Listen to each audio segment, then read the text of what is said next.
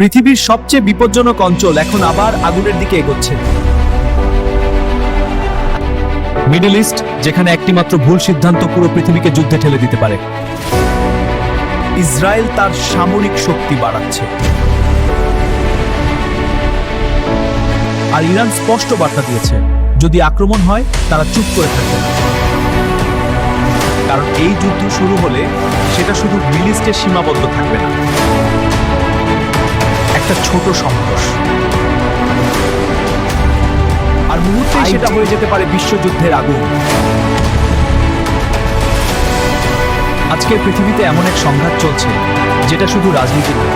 অনেকেই মনে করে এটা বিশ্বাসের লড়াই, আবার অনেকেই মনে করে এটা বিশ্বাসের সংঘাত, অথবা ইতিহাসের সবচেয়ে বড় সংঘর্ষের জন্য। 3 মিনিটের মধ্যে আমি দেখাবো কেন মধ্যপ্রাচ্যের এই সংঘাত পুরো পৃথিবীকে বদলে দিতে পারে। একদিকে আছে ইসরায়েল, মধ্যপ্রাচ্যের সবচেয়ে শক্তিশালী সামরিক শক্তিগুলোর একটি। অন্যদিকে আছে ইরান, যে দেশটি দীর্ঘদিন ধরে এই অঞ্চলের শক্ত প্রতিপক্ষ। আর এই সংঘাতের পেছনে রয়েছে আরেকটি সুপার পাওয়ার, আমেরিকা। এই 3 শক্তির উত্তেজনা যদি বড় সংঘাতে পরিণত হয়, তাহলে এর প্রভাব পুরো পৃথিবীতে পড়তে পারে। কারণ মধ্যপ্রাচ্যের একটি ছোট যুদ্ধ কখনো কখনো বড় বৈশ্বিক সংকটে পরিণত হয়। প্রশ্নটা এখন একটাই, এটা কি শুধু উত্তেজনা, নাকি ইতিহাসের আরেকটি বড় সংঘাতের শুরু? বিশ্বজুড়ে উত্তেজনা বাড়ছে।